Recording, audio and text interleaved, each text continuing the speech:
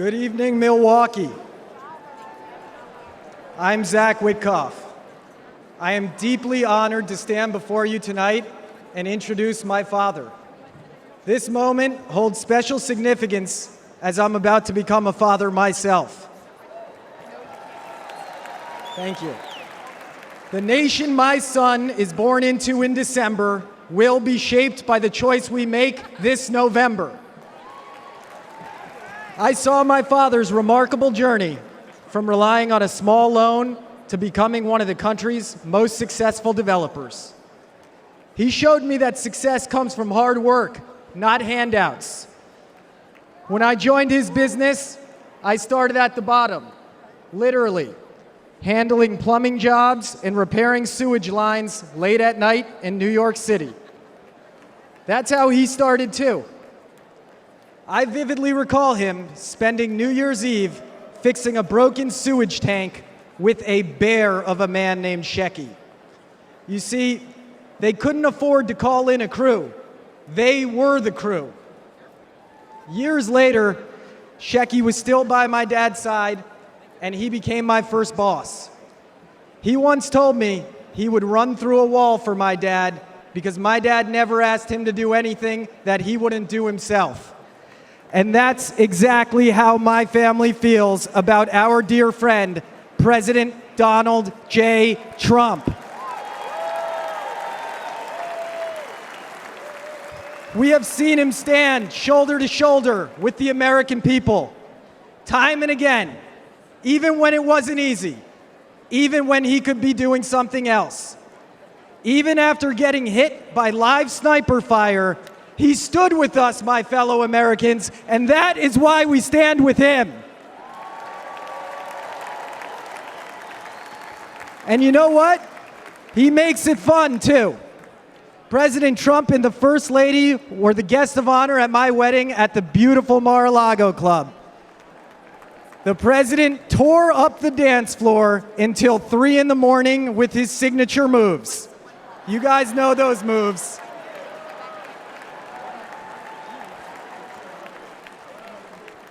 The essence of what my dad taught me, hard work, unwavering loyalty, and perseverance, that is the essence of Donald Trump.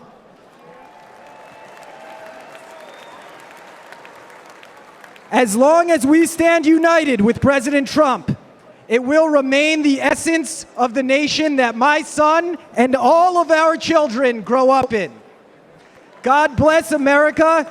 God bless Donald Trump, and God bless the greatest nation on earth, the United States of America. Ladies and gentlemen, I am proud to present my father, Steve and Witkoff.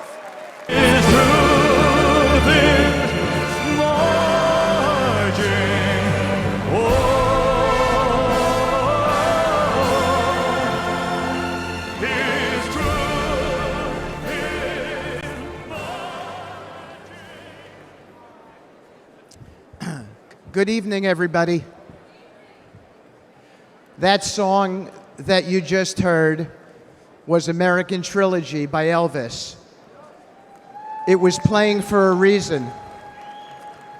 A lot of people don't know this about my dear friend, President Trump, but he's a big music guy. And he's got a playlist, and he's the DJ wherever he goes.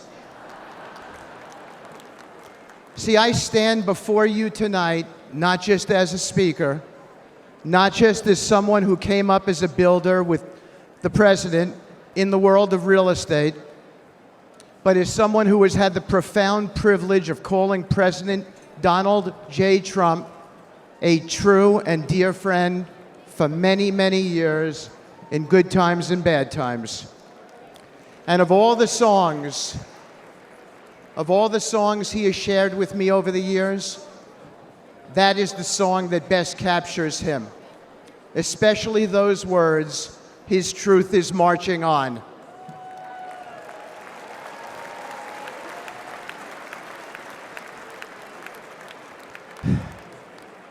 I thought of that song after my dear friend was shot a few days ago.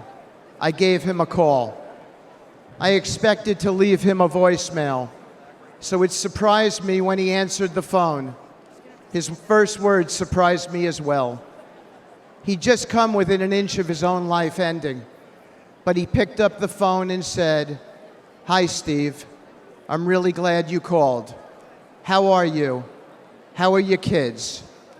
It surprised me, but it shouldn't have. I know this man very well. President Trump is as kind and compassionate a man as I've ever met in my lifetime.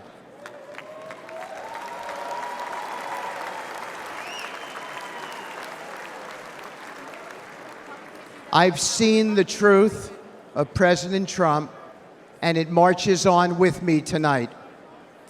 I know that many here and watching at home have felt that kind of a connection with the president. It's real. I have never seen him refuse a question from somebody, decline a photo, or ignore someone's story or concerns. Everyone he meets gets a family member's embrace from him. I have felt that warmth so many times over the years. Just last week, I told the president about a moment I had with his 3 sons and how impressed I was with them. He looked at me with a wistful smile, blowing a kiss, and it was a special moment between us as fathers. When my dad fell gravely ill, President Trump didn't just send a note. He didn't just offer words of comfort. He showed up as he always does. He was there, treating my parents with kindness and respect.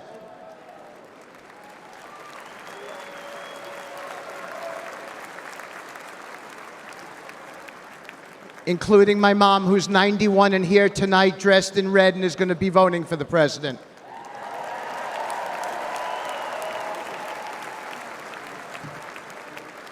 Many Americans have only witnessed his leadership on TV, but I have seen his humanity in the quiet moments, away from the spotlight, in hospital rooms he didn't have to be in, where his presence brought real solace in a dark hour for my family and many other families.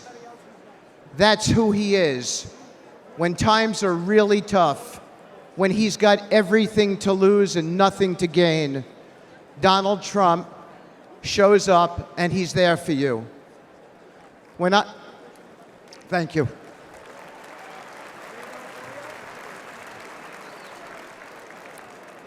When I lost my boy Andrew to an opioid overdose, the pain was unbearable. But as usual, Donald Trump showed up. After he became the President Trump, even amid all the responsibilities of his office, he reached out and invited me to speak about Andrew at a conference on opioids hosted by the First Lady, providing a platform to honor my son's memory.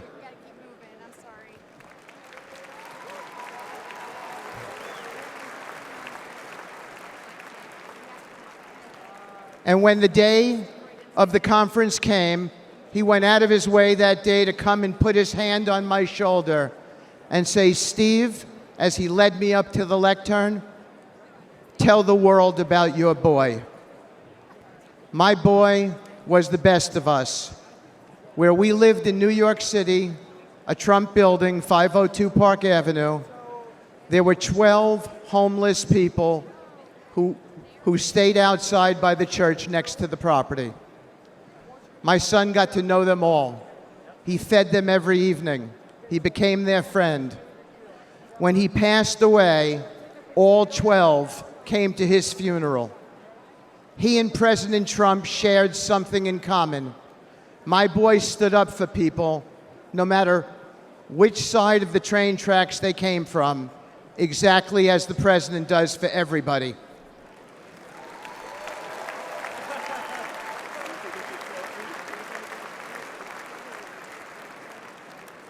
Standing here today, I still feel my boy's hand on my shoulder. After Andrew passed away, I found myself clinging to my son's memory, even his things. His college ID is in my pocket right now. I wear his ring since he died. And I came today with his watch on. I kept his guitar too, and thought I would keep that guitar forever. But I gave it to my dear friend, Andrew's friend, and fellow music lover, Donald Trump.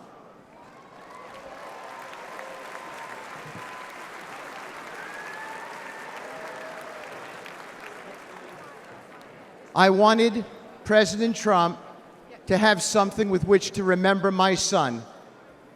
President Trump didn't say something nice to me and put it in a closet somewhere. He put it right out front at his Trump International West Palm Beach property, where he and I both see it whenever we walk in and play, and where everyone who walks into that beautiful building sees it as well as an acknowledgement to my boy, a sacred tribute to a true friend who's gone, and a cause that remains opioid abuse.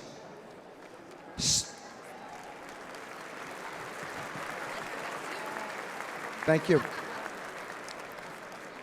Standing here today with my boy's hand on my shoulder, I know I'll never hear his music again. His mom and I can only hear the chords of memory now, and we will always hear them.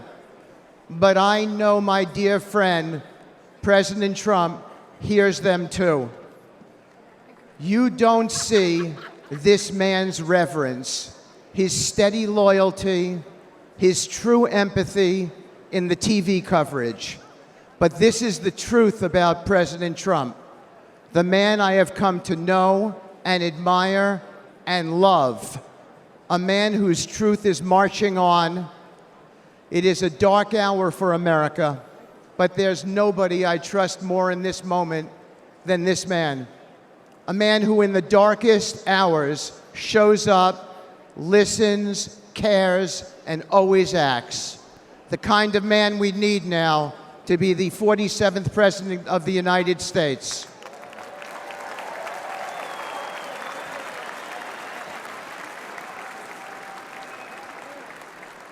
Thank you.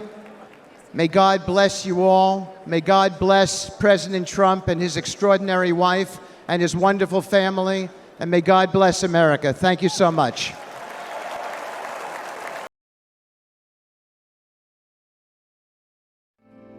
Cause the flag still stands for freedom, and they can't take that